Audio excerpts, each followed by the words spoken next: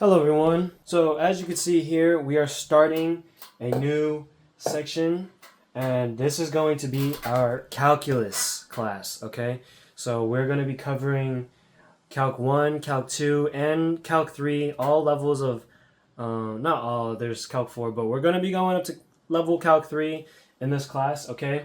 And we're going to start off real simple, okay? We're going to hop right into it. We're not going to waste any time. So without further ado, let's get right into our first lesson, which is functions, okay? So first thing we're going to need to do to understand a function, we're going to need to see a picture really quick, okay? When it comes to a function, you have an input and an output, okay? So the inputs go in something called the domain, okay? So the domain of your function is all of your inputs, okay? An input can be x, okay? You can call x an input. You could put x through your function, okay? So actually what it looks like is you're gonna go like this, and this right here is your function f. We're gonna call it f, okay? This is your function. So you take your input and you put it through the function, and then you get f of x, okay? So whenever you see in your textbook f of x, okay, g of x, h of x, all it is you're taking your input, x, putting it through a function, and you're getting your output. And your output is called the range, okay? So you have your domain and your range. So all these are, you're just putting it through a function, okay? You get your input, okay? You put it, this is your domain right here. You put it through the function, and it gets output to the range, okay? So, okay, this is all just terminology. All this is just a visualization to help you visualize what a function is, okay? All a function is you have your input, which is some value x, okay? And then you're mapping it to another that's your function, okay? All right, so now that you understand this visualization of how a function works, let's take a look at some graphs, okay? If you had your graph here, okay, and this is y or f of x, okay?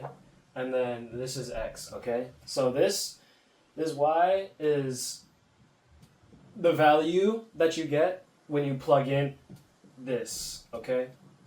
So we're going to learn something called the vertical line test, okay? So what is a function on a graph? Is this a function right here? If I were to graph this, is this a function? Now, what the vertical line test says is if you take a vertical line, okay, specifically vertical, not horizontal, a vertical line, okay, and then you go across your graph, okay, and if your vertical line is touching the graph at more than one spot, okay, or less than one, okay, then it's not a function, okay? It needs to be touching at one spot, okay? So already right here, when it's right here, it's touching right here and right here, okay? So this is not a function, all right? Let's take a look again. Now, if we had something like this, is this a function? Well, let's see. If we take our vertical line, right? Let's move it along, It's touching only at one spot the whole time. And if it goes forever, it's only going to be touching at one spot the whole time, okay? That's how you know if there's a function. Even if it goes this way too, it's going to be touching at one spot. So if you are looking at a graph and you're like, is this an actual function? You can use the vertical line test to say, okay, it is or it isn't. Real simple, okay? The next concept you're going to need to know, okay? We're going to learn what a secant line is, okay? A secant line is a line that passes through 2 points on a curve, okay? That's all a secant line is. A secant line is real simple. There's nothing crazy about a secant line, okay? So if this is your graph right here, if this is your function, okay? If you had some equation and then you graphed it and it looks like this, okay? How do you make a secant line? A secant line is a line that passes through 2 points on a curve. So if you took this point and this point, it doesn't matter where it is, right? and then you took a line. I'm going to try to make it straight. That's not a straight line. But if you took a line and went right through those 2 points, okay? Let's see if I could. That's the secant line right there, okay? Secant line is a line through any 2 points on the curve, okay? Now, what's stopping you from saying, oh, the 2 points can be super far apart? Or what if the 2 points are right next to each other? They're pretty much right on each other. What if that's the case? And that can be the case. You can still take a line. That's definitely not perfect, but you could still have your line go through that, okay? Now, if you're going to take this class, you should already know what the slope of a line is, okay? And if you don't, here, actually, we'll go over what the slope of a line is really quick, okay? The slope of a line can be determined by this right here. y2 minus y1 over x2 minus x1, okay? So all this is the change in y over the change in x, okay? So what does that mean? All right, so let's start real simple, okay? The slope of, let's make this line right here. What's the slope of this line? The slope of this line, well, I already know would be 1. But why is it 1, okay? Let's take a look. Let's say we have this point here and this point here, right? This point is 1, 1, and this point here is 2, 2, right? That's what this line is right here, okay? Now, let's take a look at what, if we plug into this equation, if we called this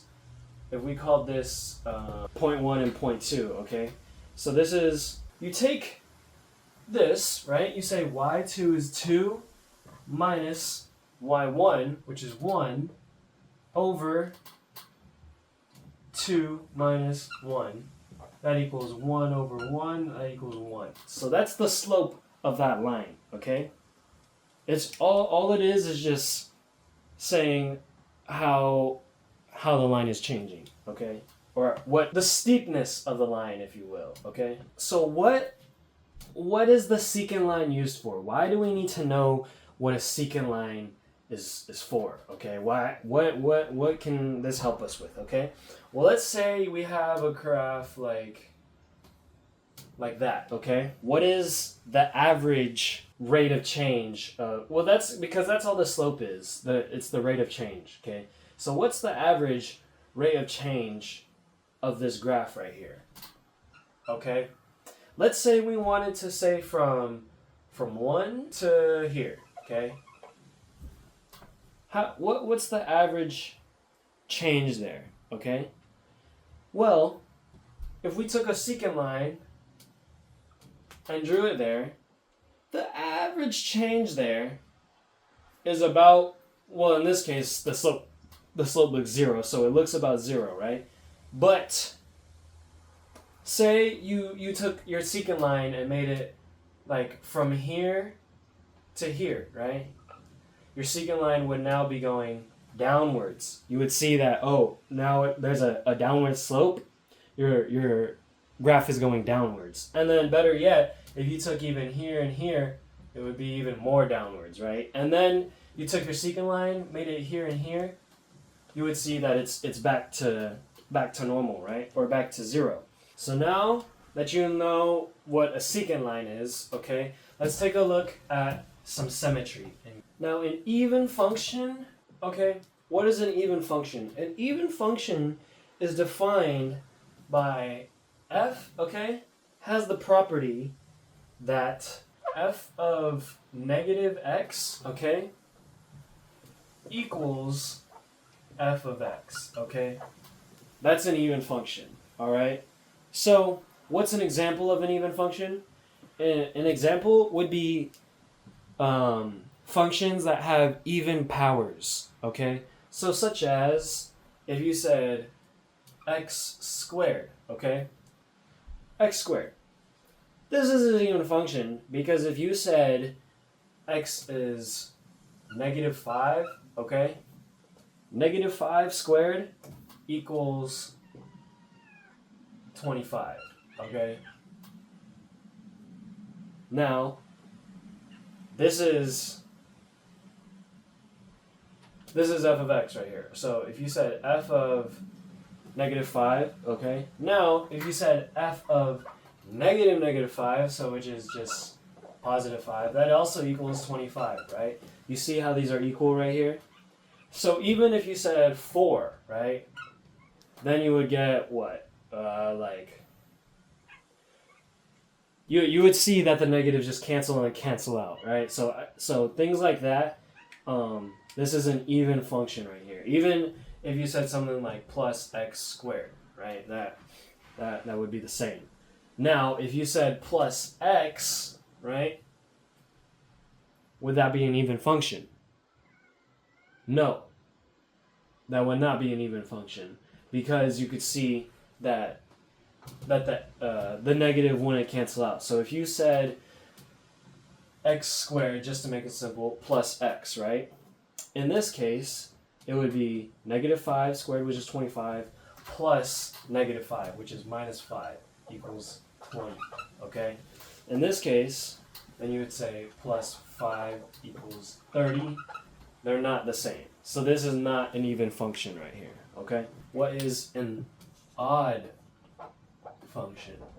An odd function has the definition that f of negative x equals negative f of x, okay? For all x's in the domain, okay? So now, why is this important to know if it's an even function or not, okay? Even functions are symmetric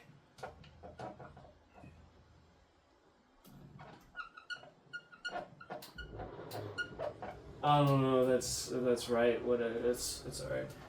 About the y-axis, okay? They're symmetric about the y-axis, okay? And we'll come back to that and what that means. And odd functions are symmetric. Yeah, I don't know which one's right. One of them's right or wrong. I don't even know. Are symmetric about the origin, okay? Now, what do those mean? Let's take a quick example on. So an example of an odd function would be, say, something like x, okay? Or x cubed, all right? They have an odd number in the exponent, okay? They're polynomials consisting of only these kind of terms, okay? They don't have like an easy way to see an even function, okay, is if it has x to n, and n is any non-negative integer. Okay? And then all this an odd function can be described as plus 1 because that makes it odd, and n is a non-negative integer. Okay? So that's a real simple, easy way to So that's a real easy, quick way to determine whether your function is odd or even. Now, going to what those mean, what do those mean? So if you take a look at a graph here, symmetric about the y-axis, this is the y-axis right here. This is the x-axis, and this is the origin right here. It's where the x and y-axis meet, okay? Symmetric about the y-axis, that means if you took a mirror and put it up to the y-axis, okay, the other side will be the exact same. Something like that. That's symmetric about the y-axis, okay? What does it mean to be symmetric about the origin? All that means is if you took, like, everything that's happening here, if you took a mirror and flipped it on the other side of the origin, it would be the same. So if you had something like that, then it would be like this. You know, you see how it flips, you know, something like, that's not 100% like drawn correctly, but you get the deal. Like, if you put a mirror on the origin, it would flip, and it would be the same. That's what it means to be symmetric. It would be the same on the other side, okay? We are going to end this lesson with a couple problems, okay? The first problem, what we're going to do, okay, is I'm going to ask, okay, what is the domain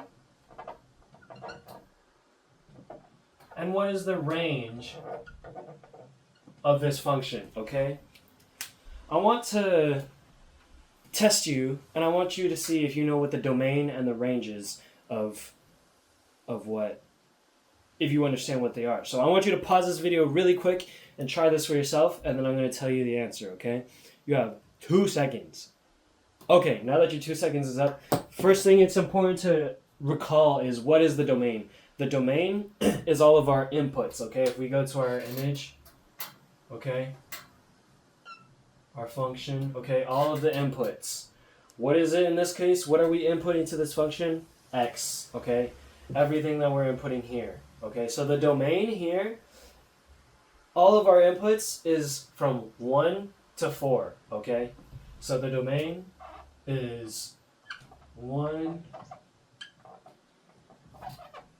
4, okay? In this case, there's an open circle, so it's not including 4, okay? So that's how we would write our domain, okay? All x's that are from 1, including 1, all the way to 4, okay? Those are all of our inputs, x, okay? Now, what is it outputting? What is it giving us?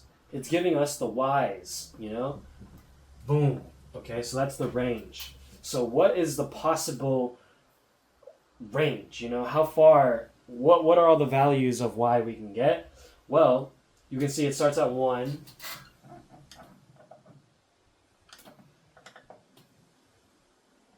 and then it goes to 4, right? That's the highest it goes. So in this case, the domain and the range are equal, but that's how it works. If this went up to, say this went up to 5 right here, say this went like all the way up like that.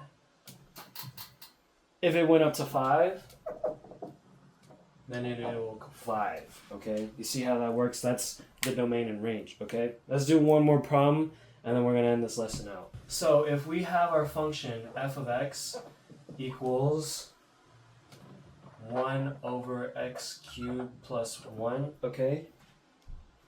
We're asked to find f of 2, and then we're asked to find f of y squared, okay?